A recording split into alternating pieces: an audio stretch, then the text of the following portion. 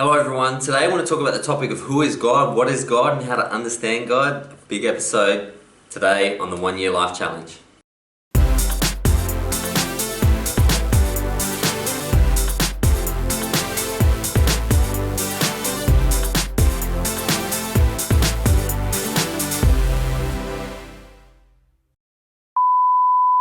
Hello everyone, today I want to talk about the representational understanding of God, and it's a big topic and quite often it's misrepresented, misunderstood, and we don't really get to the bottom of why and what and how is God. We just sort of, as we're born, we'll be told there's a God, deal with it, pick your God. And it's like we need to maybe take a couple of steps back to truly understand why humans have created God and why it's such an important factor in our life. So as always, I'm going to begin with a quote, and that quote is, "I am not who you think I am. I am who I think I am. I am who I think you think I am." I'll say that one more time. I am not who you think I am. I am not who I think I am. I am who I think you think I am, by Thomas Cooley. This was an Instagram post that was incredibly popular that I put out on my Instagram account. And really, quite often we create these understandings of God and we think, God must be all powerful, must be able to see all things, must be able to be involved.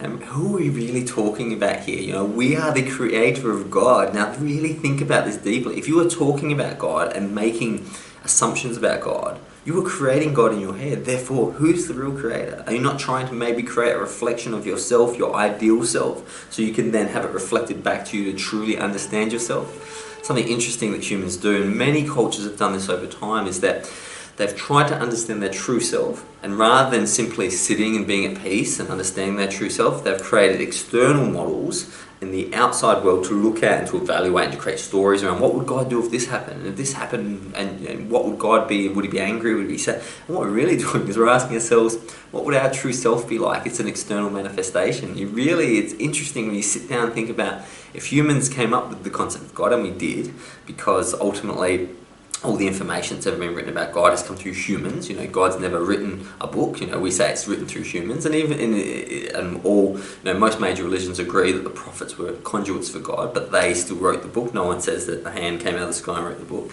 So we are creating this process. And why are we creating this process? It doesn't mean there's no God. It means what is so special about this unique understanding of the world that animals don't have that we need to integrate to ourselves. So we're going to go through a couple of key facets of the understanding of God. So number one, the externalization of God, a way for the eye to see itself. Now, you can imagine if the eye was, say, independently conscious, and it was an eye, and it's a bit gross, but it's just cruising around, say it can float, and one day it met someone else, a mouth, and the mouth says, "Hey, you're an eye," and the eye goes, "Well, that's great. Do I look like you?" And the mouth goes, "No, you look completely different. You're round." Now, the eye is never going to be able to see itself. Now, what it's going to need to do to see itself, it's going to have to create an image of itself, whether it stands in front of a mirror or whether it sees another eye. But in order for the eye to see itself, it's going to have to create an external representation. And this is what we've done with God. It's really important to understand that the eye, after too long of not seeing itself and then being presented with a representation, could easily say, that is God, that is the perfect thing, that round thing in front of me, not understanding that because it can't see itself, it is that thing. Number two, idols and the name that cannot be spoken.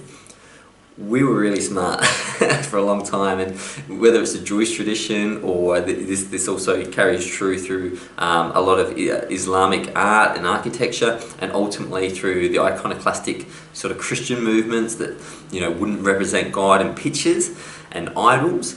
And originally, in the Bible, God was the name that could not be spoken. It was the I am who I am, and the name was not, the name that was associated Yahweh with God wasn't actually his real name. It was like a nickname, because the name of God is not to be known. And that's really important because that also travels through Hindu, Buddhist, Christian. Why is that? Why originally did we start with not creating statues and idols and not even saying the name of God? Because a thought concept is not God. God is so prevalent in who we are, and what we're doing, that then to create a statue is ridiculous, because you've now just tried to box God into this little shape or form, when we know God could take any form at any stage, at any time, and we've lost that. We're really confident now that Jesus looks like his dad, and they were white, even though he was Palestinian, had long blonde hair, even though he was Palestinian. Like we really challenged by this model now because we think in black and white. But really, the really early prophets and the really early individuals looking to God understood that God could not be pinned down. So in the Eastern traditions in particular, gods were understood as symbolic. Now what's interesting is that obviously when you go to India, you're confronted with these thousands of gods. People understand that they're stories. They understand that Ganesh isn't rocking around with an elephant head, and they understand the practical story behind Ganesh. They're not expecting to meet Ganesh one day and hang out with this elephant and feed it peanuts. Now interestingly, Western civilization was exactly the same up until the Judeo-Christian sort of context. The Romans didn't really believe that Apollo was getting stuff done. The Greeks didn't really believe Zeus was storing lightning bolts. They saw them as stories they could learn from. They wanted to understand how human behaviour could be exemplified through the gods, and they wrote books and stories about how the gods would act. Now, interestingly, especially with Greek and Roman and Indian mythology, the gods aren't always cool. They're very, very human. And isn't that interesting that they're very, very human? Nature as the obvious god. It's clear to almost all societies that to make a god look like a human would just be a little bit impractical. Understanding that God is in nature, and your nature, the external nature, allows you to live a sacred life. It's important. If God is in the pencil you're using, then that pencil should be treated with love in this moment. If God is in you, your body should be loved and treated healthily. The man-made creation of separation. Now, it's important to understand that humans love hierarchy, and unfortunately one of our tendencies is to boss other people around. Now, the challenge with God is that as all traditions really understand at the heart, everyone has a direct connection with God, because God is everywhere. God is in them, outside them, so they have a direct connection. But that sucks if you want to control people, because if they're God or part of God, it's hard to tell them what to do. It's hard to get a peasant to work 12 hours in the field for you with very little reward if he has a direct connection with God. So the separation of God was created through telling people that yes, you're connected to God, but through my particular system. And when you're in my particular system, I'll teach you how it's all done. So jump on board. And this brings me to hierarchy of power to reach God. This is the most ridiculous mistake ever made by humanity, to believe that a priest was somehow more connected to God than you, so you'd go pray to the priest and the priest would fix it up. And then it got worse with whether it was King Henry or the old kings and queens and pharaohs and czars of the past. They were there by God appointed right, and you had to keep the pharaoh happy to keep the gods happy. Now, I really think that's obvious what's happening there. Someone is using the fact that we all want a connection with God, and they're saying, come through me. Now, if it was true and they had a direct connection with God, they wouldn't need your money. They wouldn't need your donations and your continual money, because apparently they've got a direct connection with God. So something's fishy there. Understand that a lot of anything with a hierarchy, it says this guy's better than this guy, better than this guy, instantly you should be a bit wary of. One of the challenges with Freemasonry and Scientology is that almost like multi-level marketing pyramid schemes where you need to do certain things or pay things to get certain levels up. Do you think God really created you to put you through some ridiculous ranking system that he doesn't believe in your true soul and spirit, which is eternal? I don't know about these hierarchies, but it was the biggest con job ever done to man, to say God is here, our priests and our kings are here, and you are here, and you gotta pay these guys or look after these guys to get to these guys. I reckon you cut out the middleman personally.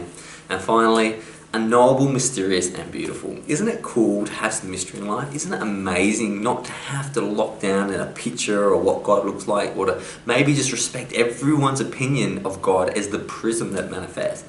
I fundamentally believe that source consciousness is like the sun, and if you could imagine the sun coming through a stained glass window, that stained glass window has thousands of little panes, and when the sun goes through it, it gets fragmented into little bits of light. It might be red light, green light, blue light, it could be an image. And what we ultimately see is through our consciousness, is we see the light being changed into colours. If someone was to say God is green, but you see the red line saying that God is red, well, wouldn't it be much easier to take one step back and understand that these are separations, and ultimately there's only one source, and we all believe in it, whether we call it green, Allah, Buddha, Muhammad, Yahweh, the Father, whatever, Osiris, whatever you want to call it, it's ultimately pointing back to us seeing ourselves in the light of consciousness, in the light of, really our fundamental true essence. It's our inquisitive nature. It's beautiful and mysterious. So before we go and judge other people's religions, or we try and say a certain religion's right, I think we all need to accept it's normal for the human experience to try and understand how we came into reality, why we are like we are. And I think we're all on the right track. Where we fall over is when we try and pin things down and say this is right and other people are wrong.